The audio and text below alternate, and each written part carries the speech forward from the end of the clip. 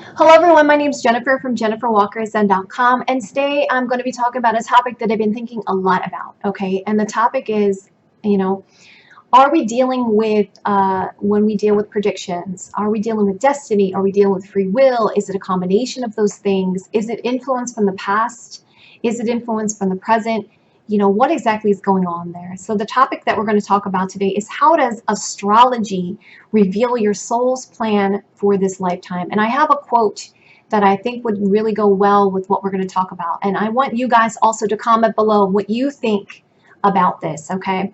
So the Vikings had a remarkable modern look on life. They believed that fate was not fixed, okay, but made up of our actions and our choices, both from the past and the present, as well as those of our families and ancestors, and who influenced both us genetically and by the attitudes that they passed on. So they believed there was a combination of things that actually created our reality, basically. So I want you guys to let me know in the comments below, do you think it's destiny? Do you think it's karma? Do you think it's fate? Okay, what do you think? I have brought on a guest today to kind of talk about this concept. I brought back my teacher, Michael Reed. He has over 25 years of experience. I have done an interview with him before. You can check out that link in the playlist. I'll also link it below. And I've also linked his website if you're interested in getting a hold of him, or if you would be interested in checking out his school, the link is in the description box. All right, guys, let's go talk to Michael Reed and see what he thinks about this topic. Well, when I hear that, the question pops in my head of, which part of that do I jump in on first? Because so many different things come to the surface with that. And what I'm tempted to do is to talk for a moment about a particular factor in Vedic astrology and draw an analogy to what you just said. Right. In Vedic astrology, there are these things that are called Nakshatras, right? Mm-hmm. They are divisions of the sky, just like the signs are divisions of the sky. They're just smaller divisions of the sky. And there's one particular nakshatra that's called Magha nakshatra. Mm-hmm. So Magha nakshatra relates to the ancestors, because all of the nakshatras have a particular deity associated with them. And with Magha nakshatra, it's the ancestors.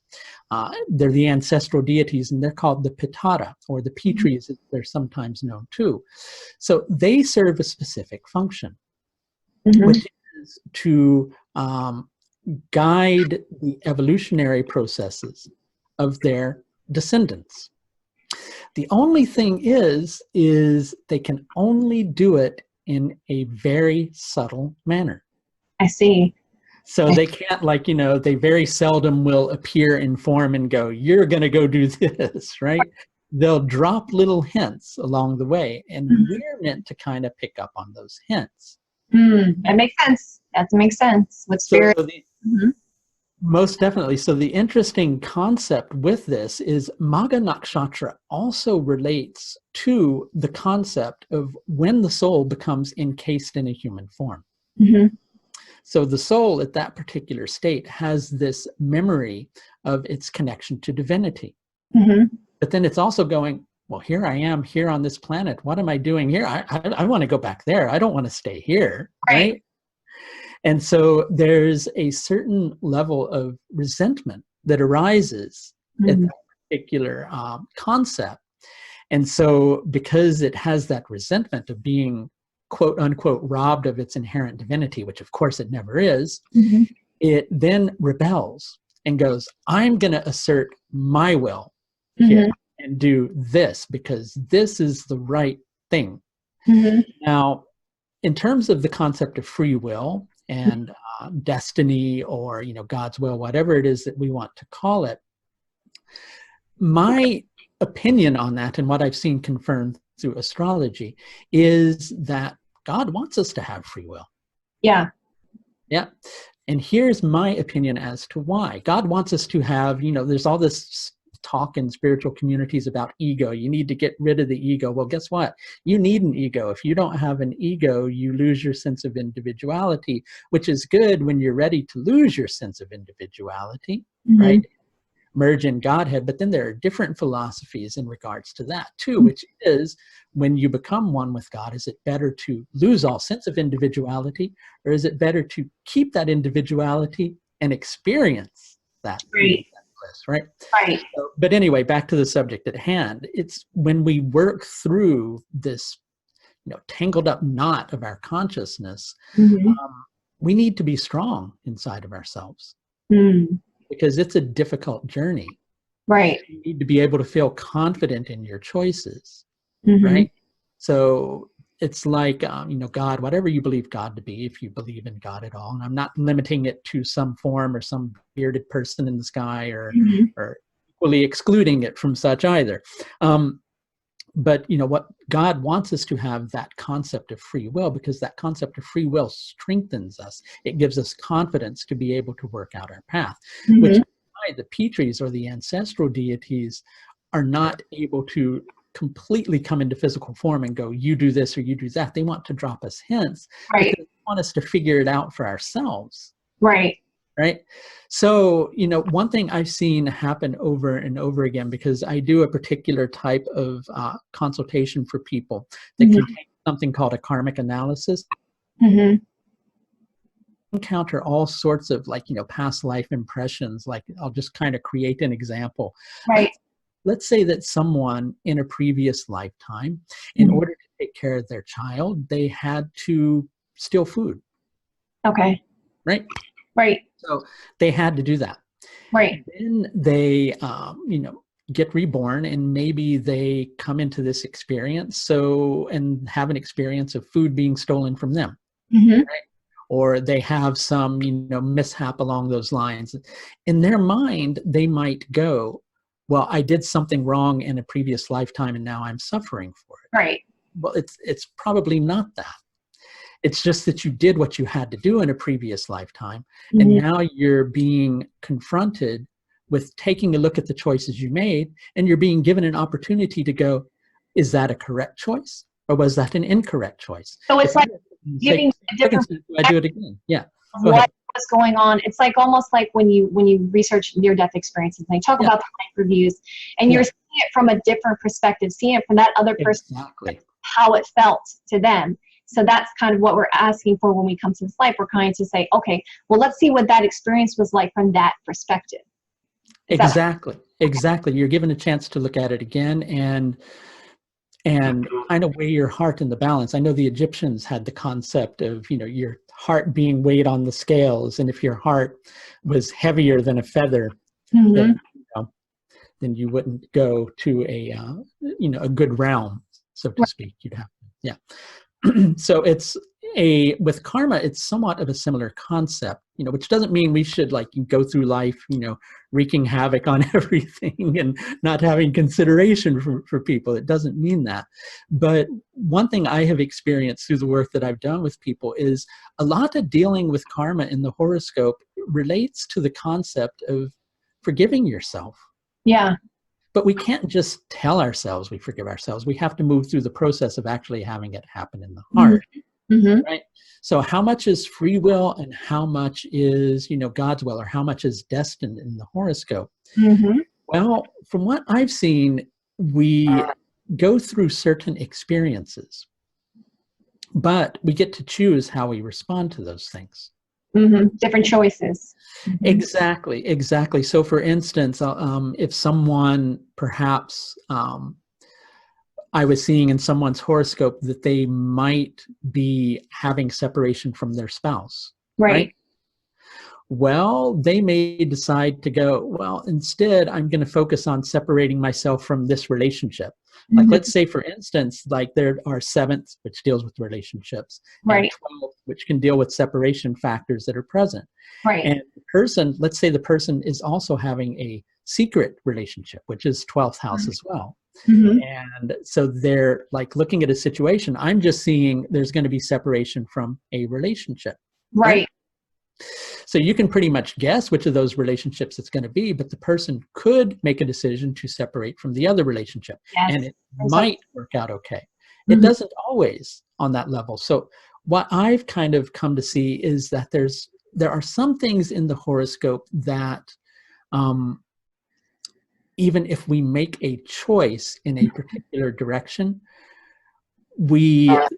it may still not go in the direction that we want it to go, because the karma is too heavy for it to happen in any other way. Then there are other things in the horoscope that can tend to go the direction of going, okay, well, this is the type of thing that's going to happen. Like there's going to be separation from a relationship, right? And I'm seeing all these different subtleties in the situation, and I voice those subtleties. Well, it can also work out on a certain level that the person just takes space from a relationship. Yeah. So our decisions can influence things. So free will is very important. Yes. Yeah. I was going to say that through my experience, I've noticed that there are subtle things that you can change. So in tarot, like, I can give people advice and say, okay, what's the blockage? How do we remove this blockage? What is the advice? What can we do? You know, because there are things, I know in astrology as well, that was my next question actually, was did you feel that, is there things that you can do like yoga or mantras or things that you can do or suggest to people to actually alter things in a good direction or the direction that they want to take, you know, for their free will? Here is my take on that. I'm trying to think of the best way to word it without being quiet for a moment. Okay, so I think the best way to kind of go into explaining that is, and I have to say anything I'm saying is my own personal opinion, but it's based upon what I've seen work. Your horoscope, and in Vedic astrology, there's all these different charts, right? Horoscope shows, for lack of a better way to put it, the karmic blueprint. Yeah. Okay. So there are things that are in the horoscope, and you can go, yes, this is a remedial recommendation that can help with that. But where people, I think, get the concept of remedies or doing things, you know, based on the astrologer's advice, is where they get that wrong often is they begin to focus on the thing that they're doing, creating something. Rather than focusing on the root of the problem, which is the reason that you're having this difficulty. Let's create a scenario. The reason that you lost your job is because there's something that you're needing to learn from that experience. Yes. Right? Yes. That's something that's indicated in your horoscope. Or the reason you lost that relationship is because there's something you're needing to learn from that. Or the reason you are not a millionaire is because there's something that you need to learn from being a pauper. Right? Yeah. So it's not so much that there's just some magical formula that you can step in and go, do this, this is going to make you a millionaire. And there's a lot of people out there who like to either think that, and also I think there's a lot of astrologers out there that like to convince people that, you know, that is possible too. But when you focus on doing those things for the sake of having, you know, quote unquote, God give you something, so to speak, you're missing the point of the situation. But if you take those very same remedies and you look at them as things that can help you to align with what's out of balance in your horoscope, right, then you're doing the necessary work. Then whatever happens is the prosperity you're supposed to get from the circumstance. But I think going as far as saying, if you do this, it will make all of that karma go away, or if you do this, you will get your, you know, your partner back and things like that. I think that those things don't really generally work with remedial recommendations. Only thing is a lot of times people end up building up expectations that that's what the astrologer is going to say. So I think of a helpful way to approach it is explaining to the person, this will help you to deal with that karma in your horoscope. And bring more in alignment with what's creating the problem. And that can only help the situation. But you're doing it in that instance because it's something that you know is healthy for you. So you're dealing with it on a holistic level rather than the surface level or the symptom level, so to speak. No, you're absolutely right, Michael, because I also have experienced times where I've asked about how can I remove this blockage, and it doesn't matter how many times or how many ways I ask, they'll be like, you can't. You need to move on. It's time to move on. You have to heal from the situation. You need to balance yourself emotionally. Yes, that does happen. It absolutely does. So there are circumstances. There are other circumstances, though, where you can change certain subtle things. I do think that it's difficult to change the primal or the primary destiny that you have. Like there's a bigger picture to all this. And I think that I've noticed that you can change little things and subtle things, but the bigger picture things are a little bit more difficult to change. You bring up an interesting concept because from my own personal experience outside of being an astrologer, and also my experience, in dealing with astrology too, two different concepts are, I remember I went through a period of my life where the things that I was desiring were becoming manifest rather quickly. And so I would inside of my mind, I would go, oh, I would really love for this to happen. Come on, universe or God, really let this happen. Right. And then that thing would happen along with a whole lot of baggage attached to it. Right. And this is just my own personal journey. I know different people have different journeys too. And so what I came to learn through that was, you know what? These experiences that I'm having, they're for a reason. And the more I desire those things on that level, I can do that, but I have to be willing to accept the things that come along with it. And if I'm not willing to accept the things that come along with it, then I need to take a look at it. There's also something in astrology that's called, in Vedic astrology, that are called the Lajatati Avastas.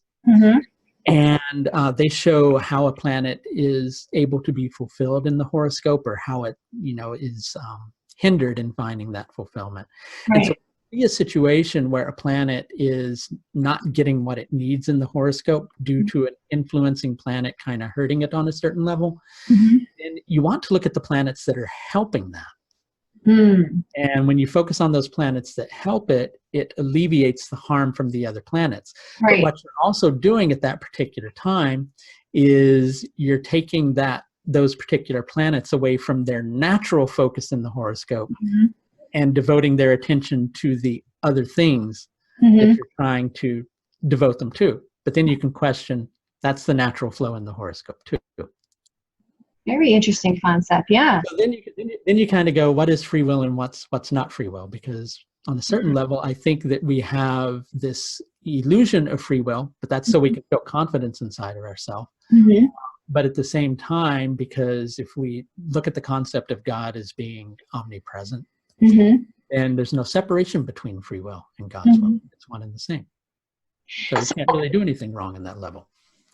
Going on to my next question, is there a higher potential that you can reach in your chart? It's like, that everything will just disappear in terms of what the South Node and the North Node, or Ketu and Rahu rather, are creating in their horoscope. But as long as you're here in an earthbound consciousness, those karmic factors are there. Right? So the pattern of Ketu and Rahu will quite often continue to play out. You just go to deeper and deeper layers of it, which is excellent, because it means you're working on stuff more productively. Yeah. But working on what on the karma that's indicated in your horoscope definitely resolves the karma and burns the karma away, but it doesn't mean that it necessarily gets rid of all the patterns that are going on immediately. What you have also, sorry to interrupt. That's okay. Have you also noticed that you can come if you wanted to? Can you use your free will to manifest things in your reality? I think that people who are very strong-willed can. Right? Yep, that goes into my next question. Yep, okay. But then I think the question becomes with that what I was saying earlier, which is how much of that is a good thing, and how much of that is not such a good thing. Right? So let's come up with the concept, right? This is a really funny version of this, right? So, there's somebody at, a concert, right? And they're walking around a parking lot. And they're deciding they're going to walk around the parking lot barefoot. Right.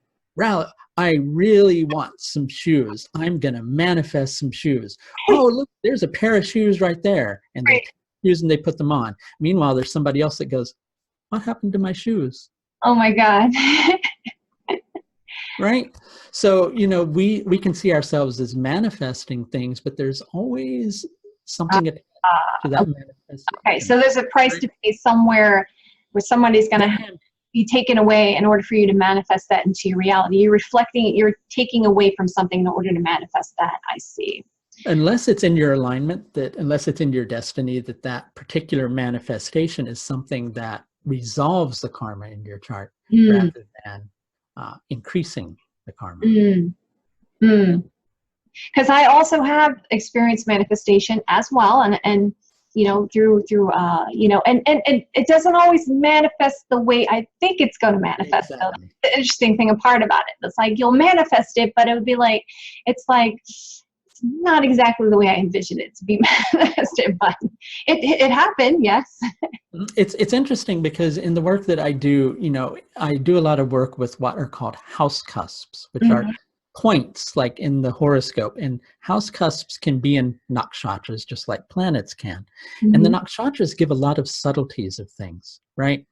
So for instance, and I'm kind of addressing what you were just talking about with this.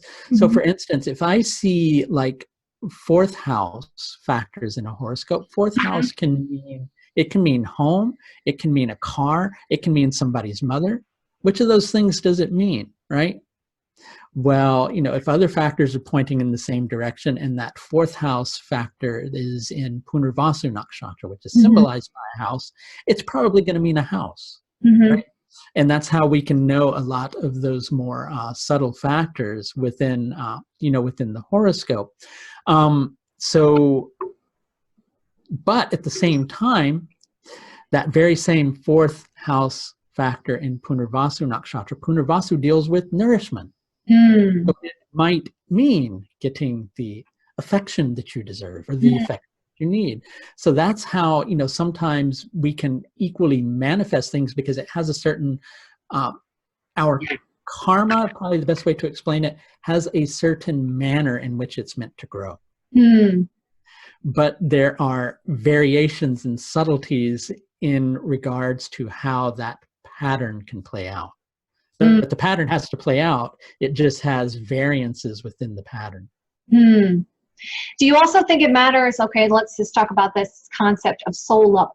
Do you think there are some souls that are younger and more souls that are advanced, and the more advanced souls kind of can manifest a little bit more than the younger, less advanced souls? Do you believe in that concept? Well, it's interesting because generally, quite often on the astrological level, the power for manifestation can, like, you know, be connected to a strong Jupiter or a strong Mars or a planet in Hasta Nakshatra with a strong moon. But let's say that Jupiter's strong. Let's say that Jupiter's exalted. Let's say that Mars is exalted. Let's say you've got like a Mula Trikona moon, which means a very strong moon, right? But your Venus is debilitated. And your Saturn is debilitated, and there's all these other difficult factors that are there. Well, sure, that's an advanced soul in some areas, but a soul that still has a lot to learn in other levels, right? Gotcha. And so there's these varying levels in which we're advanced and varying levels in which we're not as advanced. So I think a person who is an advanced soul in regards to manifestation would be really good at that. Yeah. And I would say if somebody equally in addition to that has a strong Venus, then they're going to have a good hold on their desires and understand that the things that they desire to manifest should always be for their greatest good. No, I could see that. I mean, you know, you see people all the time that they'll have great relationships, but then they'll be really having issues financially, or they'll have a lot of money, or they won't, you know, be able to get married or even get in a good relationship. So it's like there's a give and take, basically. Yeah, and that's an interesting concept you bring up about relationships, because something I deal with quite often is situations where somebody wants to get married, right? And you can look at their chart that's related to marriage, and there'll be a lot of weak planets in there that keep them from being able to get married. But then you look at the chart that deals with their capacity to have a relationship, and all those planets are really strong, and that creates people who are able to have really excellent relationships. But the moment that they bring marriage into the equation, poof, it's out the window. And similarly, you can have people who can have committed marriage, can be married, but they don't have a capacity to have a good relationship within that marriage. Committed, and so it's just all, I think, all based on what we're needing to learn or how we're needing to grow. Well, I'm sure there's other situations where people, if they just stayed in a living relationship, you know, lived with that partner instead of Yeah, marrying, that would be a better situation. exactly. And that's also a good benefit of knowing your astrology, because you're like, oh, you That's know what, I don't really want to marry this person because it's going to go. that's the advice I usually give to those people, which is, you know what, you can have meaningful relationships with people that last your entire life. Mm-hmm. Just don't put too much attachment on, like, you know, how this is going to evolve and how it's going to go. In other words, you know, happily ever after. The moment you go into happily ever after, that's the moment you put confinement on the Mm-hmm. relation. You know, and another thing I get asked astrologically in regards to relationships quite often is people will say something like, oh, well, I had a relationship in a period that was connected to one of the nodes, right? Like Mm-hmm. Rahu. Therefore, it must be a karmic relationship. Mm. What a lot of people don't realize is those relationships that are karmic doesn't necessarily mean that this is a relationship that's going to last forever. Yeah. Because if you resolve the karma with the person, it may be time for the relationship to end because there's nowhere else for it to go. That is an interesting concept, because I know that in astrology there's different planets that are separating planets that, you know, you're supposed to be in those relationships for a certain amount of time, and then the planets themselves separate. Exactly. Yeah, Yeah. called separation. Yeah. What about instances? Okay, and I know you don't have much time here, so I'll cover that. Another 10 minutes though. Yeah. So what about the concept where you're doing a timing for someone for like a marriage, or for them to meet up with a certain person? Do you see instances where they could have one choice or another choice when they meet that person that they're supposed to be with? Yeah, that's a good point, and I'm glad you brought that up because that connects to another subject for me, which is I've quite often had people ask me, I want you to tell me how I am going to meet the person that I'm going to marry and what they're going to look like in every single event of the detail. Yep. Yep. Well, number one, astrologers are not infallible. Right. Right. Okay, so I, tell a person, this person's going to look this way. They're going to walk in the door at 7 p.m. They're going to be wearing a blue shirt and they're going to have this type of shoes on and they're going to come up and say this to you. Mm-hmm. Well, somebody else walks into this very same place that walks in a slightly different manner, but with a similar style, says something similar, but doesn't say that exact thing. And the person sitting there goes, oh, this must not be the one. I'm just going to completely ignore this person. Yep. Yep. Right. Yep. So, so we were talking, remind me, we were talking about everybody. I've been talking for several hours. When you're predicting something and they're like, okay, well, this is going to happen. And then you say, okay, it's going to happen this way. Is there a lot of times, is there a choice? Like, yeah, well, and so in that instance, is there a choice in how it plays out and can the individual impact that through their actions? Exactly, with their free will. So maybe they could end up picking the wrong person or picking the right person. So like, I think the universe throws things in there to kind of, I don't know, like, just, you could go this way or it could go that way. It kind of gives you choices in a sense. That's why on a certain level as an astrologer, it's not really such a good thing to tell the person what to do. Because if you tell the person what to do, you're influencing their life a little too much. But, in addition to that, the person, could make the decision like, oh, well, this person doesn't fit this exact ticket, so it must not be the one. Another example of that I had is somebody came to me at one point because they were looking to get divorced from a relationship that wasn't working for them anymore. And so they said, when am I going to get divorced? And I looked at their horoscope and I saw all those 8th house factors, 7th house factors, 9th house factors, factors which would create a divorce. And I said, I think it's going to happen like at this particular time. And the person, oh, okay. So they come back to me a year later, way past the date when it was supposed to happen. And they go, I didn't get divorced. What happened? And I said, well, did you try to get divorced? No. Well, you didn't try to get divorced. That's why you're not divorced. Right. Right. You know, so we're meant to engage with life too. And, you know, Yeah. if you want something to happen, you're meant to interact. And so then that person, instead, what they had going on was the relationship was slowly altering and changing to being unacceptable, and there was increasing distance with their partner and tension, which all those very same factors I was seeing were playing out. They were Mhm. just playing out in a different way. Right. So they were just expecting it just to be happen. Yeah. I know what you mean. Exactly. Yes. Yeah. I know what you So, mean. so yeah, things that you do can influence that particular outcome. So you do have choices in that matter. So in other words, if I'm looking at somebody's chart and they're going, this relationship is not working for me, I Mm-hmm. can I can see in their horoscope, I can go, okay, well, you can stay in the relationship. Yep. And there will likely be some distance between yourself and your partner, Yep. but you know, there can be a connection on another level, or Yeah. you can decide that you want to take this in the direction of just walking away. Mm-hmm. Either one of those has to be your choice, not my choice for you. Yeah. But this will likely be the outcome if you stay, Right. and this will likely be the outcome if you go. Either way, because that particular period of time is showing distance in relationships, distance in relationships is going to play out in some way. You Yeah. choose how that distance plays itself out by either staying with the relationship or leaving the relationship. Yeah. Either way, the relationship is having some distance. I would totally agree with you. I think that it's an individual basis, that's for sure. There are some situations where, yeah, when I predict that, then, you know, obviously it was the other person who initiated that divorce or that separation.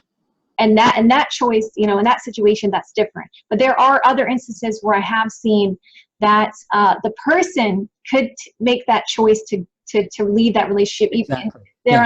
unhappy with it, but they're not making, you know, taking that free will to change that situation. So there are instances like that as well, and it's all very individual based. That's for sure.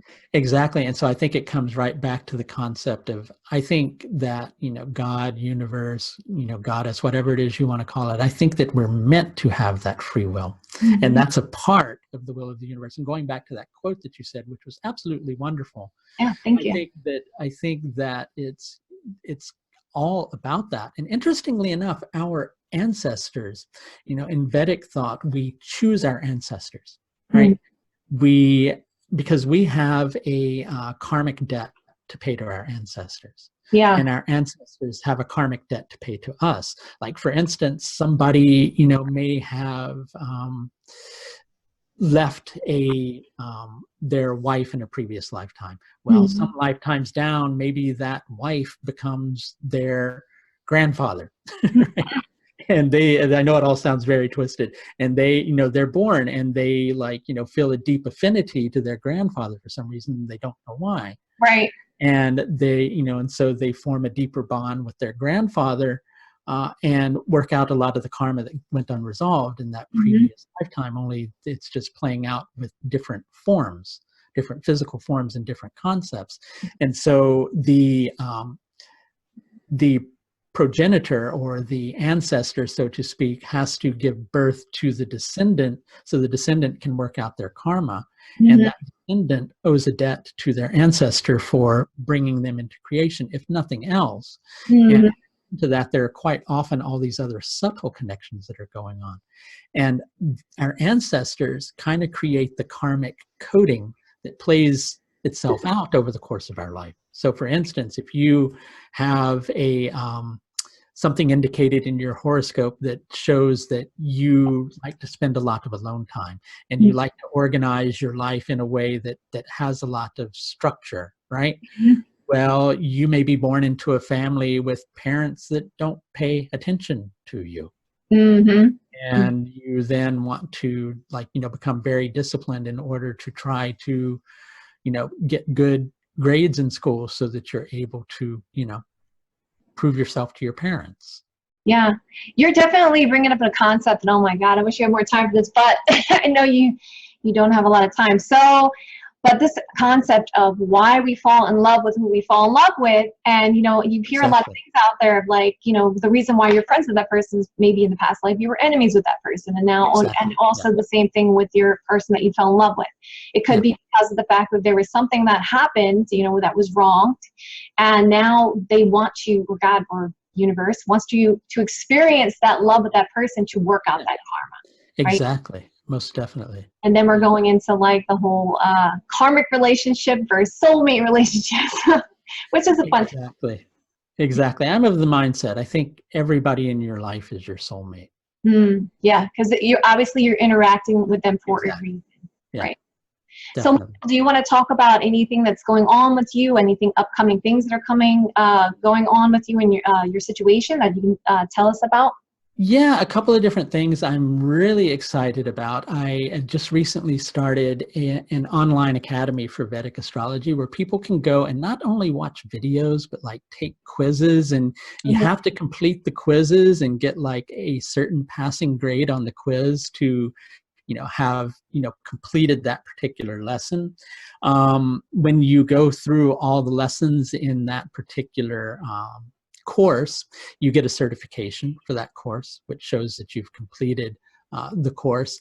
And it's something I'm really excited about because it allows a lot more interaction in a not live environment. I still do webinar courses for people too, but this is like an online school where people can learn at their own pace. And I'm going to put a lot of other courses up there soon. I just changed the domain name today. So I'm going to give people the domain name, but I'm going to say, give it like about 4 hours after watching this video, Okay. right? And it should be up and running if it's not up and running already, which is VedicAstrologyAcademy.com. Mm-hmm. And you can register for a month and take as many lessons as you can in 30 days and just renew your subscription. And some courses will be a full fee course as well too. And so that option will be there too. And as always, I do consultations for people. And one of the consultations I do offers something called the karmic analysis, which takes a look at the karmic points in your horoscope and helps you to understand like the best things you can do in order to approach that pattern in your horoscope, and which ultimately helps to deal with all the problems that you're contacting the astrologer for in the first place. All right. So for instance, I find anytime somebody comes to me for like having relationship problems, it will be indicated in those karmic points in the horoscope, and helping them to understand it from that level makes it so that their attachment to the prediction is not quite as strong as it might otherwise be. Yeah. They get the medicine for the symptom and also the cure. Right. Yep. So I will have all those links below for you guys. And Mike, I want to thank you again so much for coming back on my channel. I really, really appreciate your time. And thank you so much. And it's always a pleasure. Thank you. Thank you. I don't know how to, oh, there we go, Paul.